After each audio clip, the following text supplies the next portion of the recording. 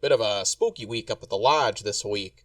Darlene Husky had called me up and asked if I still had the old VCR, since the one inside the manager's office was sabotaged one night at the motel. A bunch of long-term guests were complaining that the ghost from the ice machine was attacking the night clerk, and the ghost proceeded to trash the lobby, steal all the coffee supplies, consume all the complimentary mints, and take all the Snickers bars from the vending machine. Anyways, when Darlene went to check the tapes to see what happened, the VCR had been smashed to pieces, and the tape had been completely unspooled into a pile on the floor and cut into little pieces. So, while I was searching for the VCR in the storage room, the trusty old Deltamax VCR and some blank tapes, which I did find and gave to Darlene, I stumbled upon the film strip projector and a box of film strips labeled Eerie Stories and Poems on a piece of faded masking tape.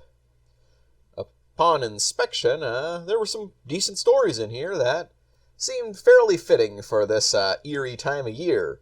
So let's dive right into our first film strip, Dr. Jekyll and Mr. Hyde. Itasca, you want to start that projector?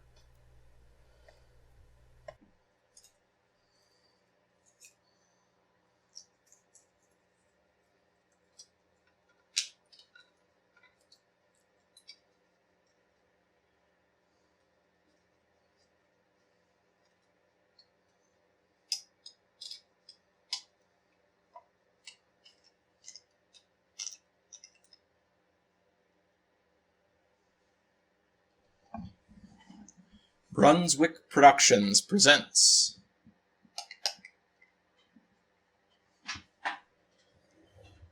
The Strange Case of Dr. Jekyll and Mr. Hyde. Script by John Stevenson.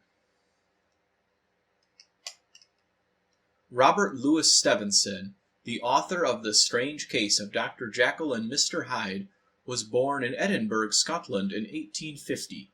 He studied engineering and law at Edinburgh University, and in 1875 he received his law degree. All over the world he lived. In England, Europe, the United States, and the South Seas, he finally settled on the island of Samoa, where he died in 1894. With such novels as Kidnapped and Treasure Island, Stevenson established himself as a writer of adventurous romances with an exotic setting. In his short stories, however, he gave vent to the morbid and philosophical side of his personality, pitting the good and evil against each other. The Strange Case of Dr. Jekyll and Mr. Hyde shows Stevenson's writing at its darkest, dealing, as it does, with nature of good and evil, and the idea of a personality war within itself. We present an edited version of Robert Louis Stevenson's The Strange Case of Dr. Jekyll and Mr. Hyde. In this presentation film strip, we suggest that one person reads the text aloud, while the rest of the class concentrate on the pictures. In the year 1803 occurred a series of incidents which will link together the names of Henry Jekyll and Edward Hyde. Dr. Jekyll was one of England's most notable physicians. Edward Hyde, on the other hand, was unknown to London society. He impressed all those who saw him with instinctive revulsion. Through there was no specific thing in his appearance to cause such feelings. The opinion of all observers was that Hyde was somehow detestable, and was confirmed when Hyde remarked on a series of brutal acts, whose pointlessness almost exceeded their savagery. On one occasion, Hyde trampled over a child's body and left her screaming.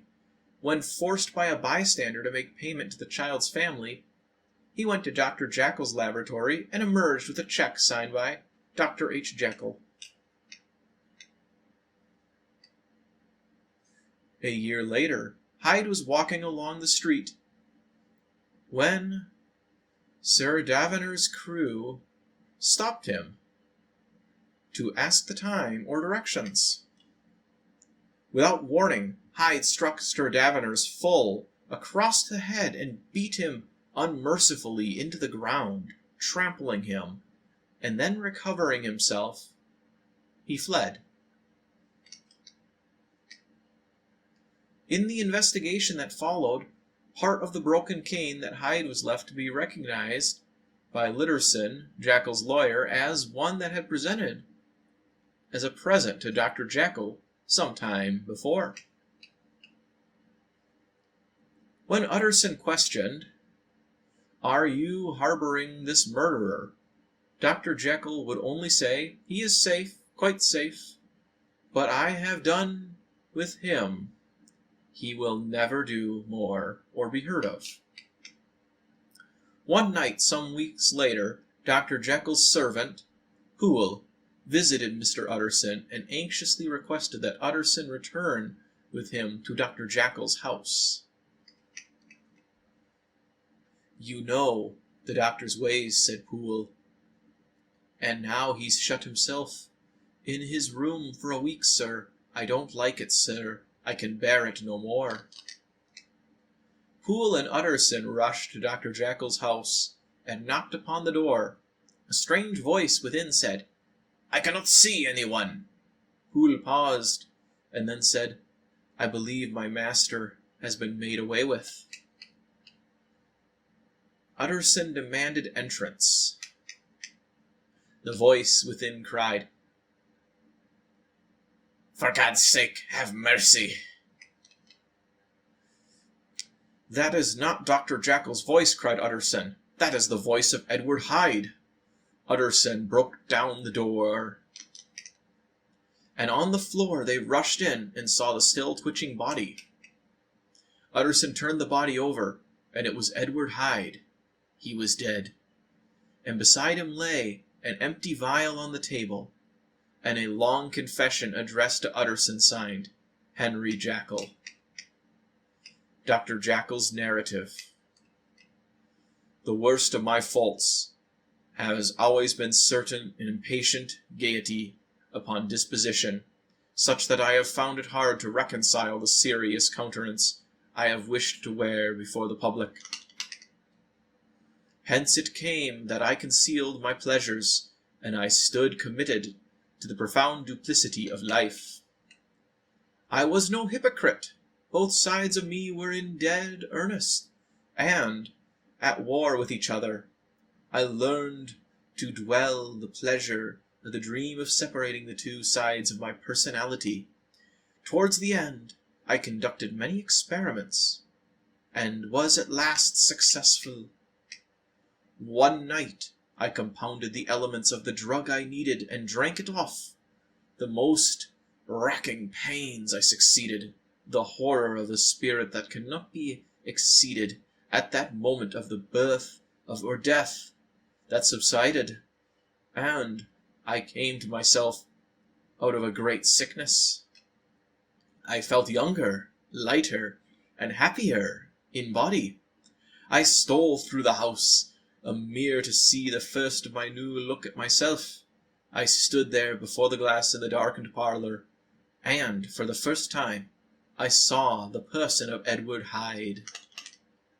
I attempted a second experiment, and once more, after drinking a potion of the drug, I suffered the pangs of disillusion, and again took character and appearance and the stature of Dr. Henry Jekyll. I once observed that when I wore the resemblance of Edward Hyde, no one would come near me. At first, visible revulsion. This was because all human beings are compound of good and evil, and Edward Hyde alone was pure evil. But this too was myself. The pleasures I had hidden myself were harmless, but in the hands of Edward Hyde they turned monstrous. I suspended my conscience. After all, It was Hyde alone who was guilty. When I became Dr. Jekyll, I was my old self, and would hasten to undo whatever damage Hyde had caused in his depravity. Some 2 months ago, before the murder of Sir Davers, I had been out one last of my adventures, and I had returned home late on the hour. I took the drug to return to my old self, but when I woke, I was still Edward Hyde. I came to the conclusion that I was slowly losing hold on my original self, and better self, and coming slowly incorporated with my second and worse. I felt I had now to choose between the two selves, and I chose to abandon Edward Hyde forever. I was true to this resolve for nearly 2 months. But I missed the pleasures of Hyde, and in a moment of weakness, I once more made the compound and transformed myself. My devil, so long came Jup, came roaring out. I felt it within myself more than the usual urge to commit evil. It was one in mood that I met and murdered Sir Darves Carew. When I found the next day that I had murdered, I had been witnessed, I was secretly glad, for now I could not dare to become Hyde again. I felt that Hyde was gone for good. But now I found I could no longer control the change. If I slept or allowed myself to dwell for a moment on some ungenerous thought, the pangs of disillusion would overwhelm me, and I would awaken as Edward Hyde, and I would need to take the drug to restore myself. I secreted myself to my room and tried to avoid sleep at all avail. But no avail. Hyde would reappear at last. Provocation. I began to run out of the supplies needed to make the compound of the drug and ordered more. I soon found to my horror that the new supply of powders had no effect. The strength of the drug had lain certain impurities in the original batch, and I was condemned to remain Edward Hyde forever. I write this under the influence of the last of the old powders. Half an hour from now, I will again resume, this time forever, the form of Edward Hyde. This is his only refuge. He must at last be discovered here. Will Hyde die upon the scaffold, or will he find the courage to release himself at the last moment? God only knows. I am careless. This is my true horror of my death. Here, then, I lay down my pen, and bring the life that is the unhappy Henry Jekyll to an end. Questions for discussion. Robert Louis Stevenson's The Strange Case of Dr. Jekyll and Mr. Hyde was written in the form of a horror or mystery story. Its purpose is much more serious than the usual story of this type.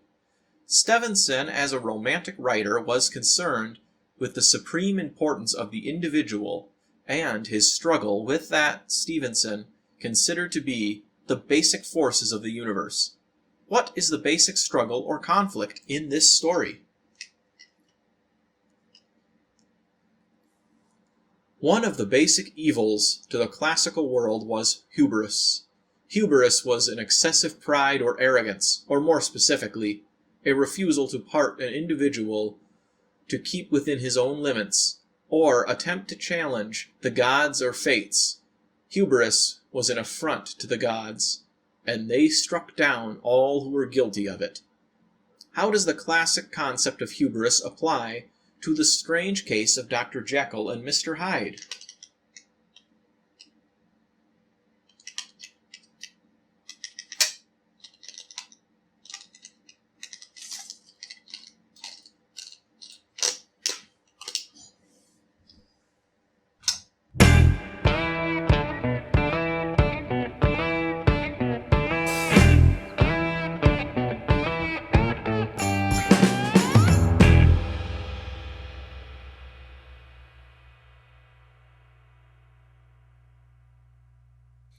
right, thanks for watching. Leave a like if you liked this video and subscribe for more content. I'm Dr. Wolfpoint, and I'll see you again in the next video.